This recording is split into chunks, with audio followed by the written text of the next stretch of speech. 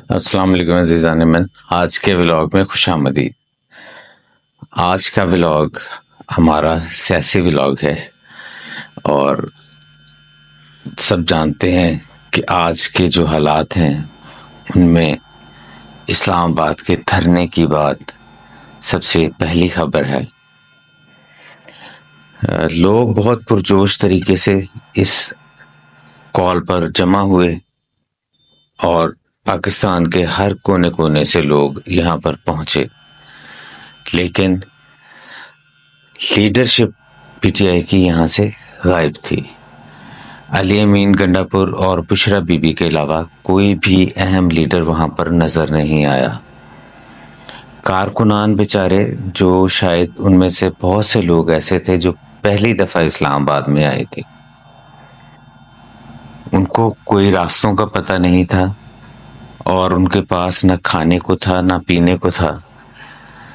3 دن سے وہ لوگ بھوکے پیاسے رکاوٹوں سے لڑتے اسلام آباد میں پہنچے تھے، لیکن ان کو وہاں لا کر بے یارو مددگار چھوڑ دیا گیا۔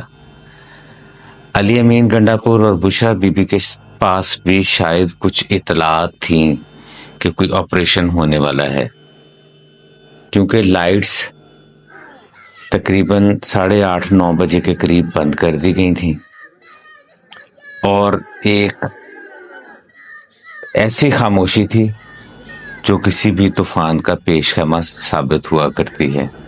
11:35-40 کے قریب یہ آپریشن شروع ہوا۔ گولیوں کی آوازیں چلنے کی شروع ہوئیں، آنسو گیس کی شیلنگ ہوئی اور کسی کو کچھ پتہ نہیں تھا کہ کیا ہو رہا ہے۔ لوگوں نے وہاں سے بھاگنا شروع کیا۔ جن کے پاس گاڑیاں تھیں انہوں نے اپنی گاڑیوں میں سفر شروع کیا۔ کچھ لوگ گاڑیاں اور اپنی چیزیں چھوڑ کر وہاں سے چلے گئے۔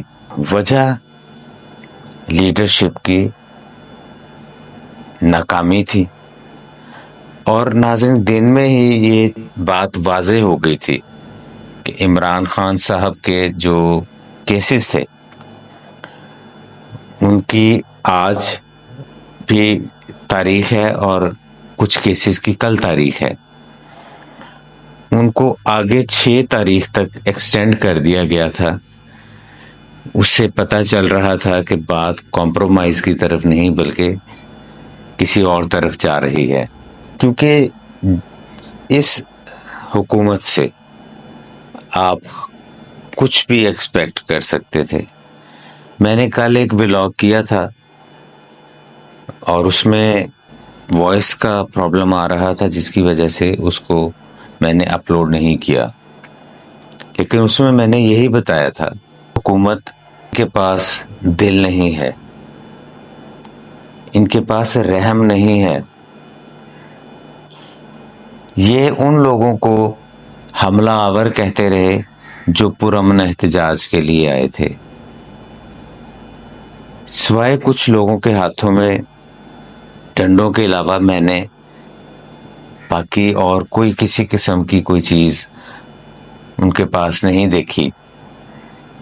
لیکن حکومت نے اپنا پورا زور لگا کر، اپنی پورے جبر اور فستائیت کے ساتھ جس طرح نہتے لوگوں پر شیلنگ اور گولیاں برسائیں، اسے بھی تاریخ یاد رکھے گی۔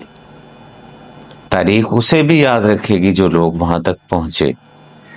ہزاروں لاکھوں کی تعداد میں لوگ وہاں پر پہنچے، لیکن شاید پی ٹی آئی کے کچھ لوگوں کو برا لگے کہ اس میں زیادہ تعداد جو تھی 90% کے قریب صرف اور صرف پٹھان لوگ تھے۔ کیا یہ ذمہ داری صرف ان پر عائد ہوتی تھی یا باقی صوبوں کے لوگ جو مراعات لیتے ہیں اور جو پی ٹی آئی کے عہدے لے کر بیٹھے ہوئے ہیں، کیا ان کی یہ ذمہ داری نہیں بنتی تھی کہ وہ اپنے لوگوں کو واپس بلاتے دوبارہ کال دیتے کہ زیادہ سے زیادہ لوگ وہاں پر جمع ہونا شروع ہوں. کچھ لوگوں کا خیال ہے کہ لوگ اس سے 4 گنا زیادہ بھی آ جاتے. تو اگر ریاست نے یہ ٹھان لی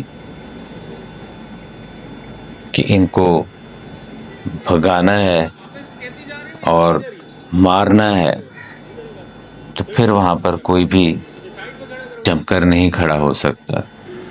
لوگ بنگلہ دیش کی مثال دیتے ہیں. بنگلہ دیش میں لوگوں نے ضرور جبر اور فسطائیت کا سامنا کیا, لیکن وہاں پر کم از کم اتنا ضرور تھا کہ جو حکومت کے لوگ تھے وہ عوام کو اپنے ملک کی عوام سمجھ رہے تھے.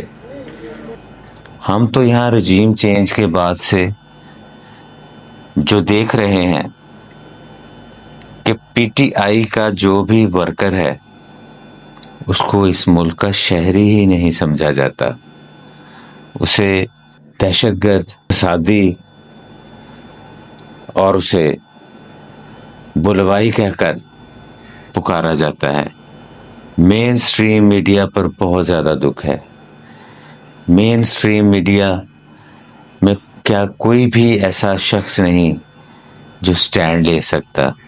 زیادہ سے زیادہ چینل بند ہونے کا ڈر ہوتا ہے. چینل تو ویسے بھی بند ہو جاتے ہیں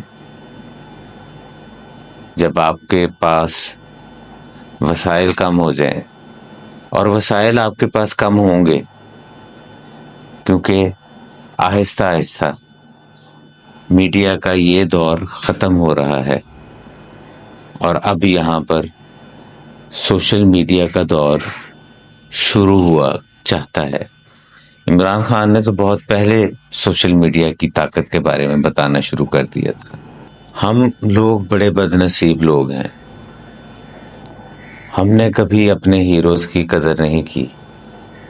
ہم نے حقیقی ہیروز کی قدر نہیں کی. ہم نے کبھی ان کو تمغوں سے نہیں نوازا. تمغے سے وہی لوگ نوازے گئے جو اس کے حقدار نہیں تھے.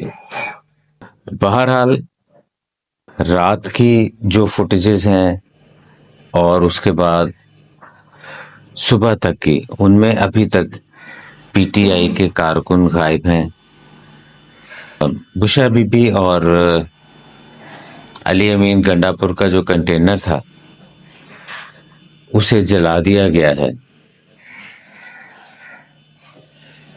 میں نہیں سمجھتا کہ کوئی بھی حکومت اتنی سنگ دل ہو سکتی ہے کہ وہ لوگوں کو زیادہ سے زیادہ جبر کر کے دکھائے کہ ہم اتنا جبر کر سکتے ہیں, ہم اتنا ظلم کر سکتے ہیں.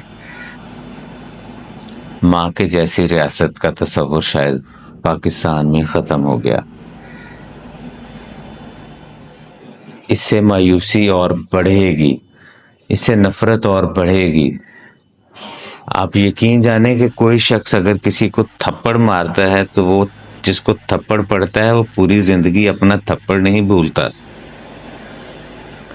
اور جن کو اس طرح بے گناہ گولیوں اور شیلنگ سے ڈرایا گیا ہو اور ان کے ساتھ اتنا ظلم کیا گیا ہو, اطلاعات کے مطابق ہاسپٹلز کی جو لسٹ ہے اس میں تقریباً سینکڑوں کی تعداد میں لوگ زخمی پڑے ہوئے ہیں اور مبینہ طور پر کچھ کیجویلٹیز کی بھی اطلاعات ہیں. تو یہ لوگ یا ان کے لواحقین کیسے آپ کو معاف کریں گے؟ ہرگز نہیں, کوئی نہیں معاف کرے گا. اس کا حساب آج نہیں تو کل دینا پڑے گا, آنے والے وقت میں دینا پڑے گا. میں جانتا ہوں کہ آج پورا دن ٹیلی ویژن پر حکومتی وزراء بہت بڑی بڑی باتیں کریں گے, لیکن یہ وقت بدلتے دیر نہیں لگتا. میں گزارش کروں گا کہ کسی کے جذبات کو دکھ پہنچانے کی بجائے, ٹھیس پہنچانے کی بجائے دوبارہ ریکنسیلیشن کی طرف آیا جائے. اور اگر ریکنسیلیشن ممکن نہیں ہے تو پھر پاکستان کا اللہ حافظ. میں بھی آپ سے اجازت چاہوں گا. اللہ حافظ.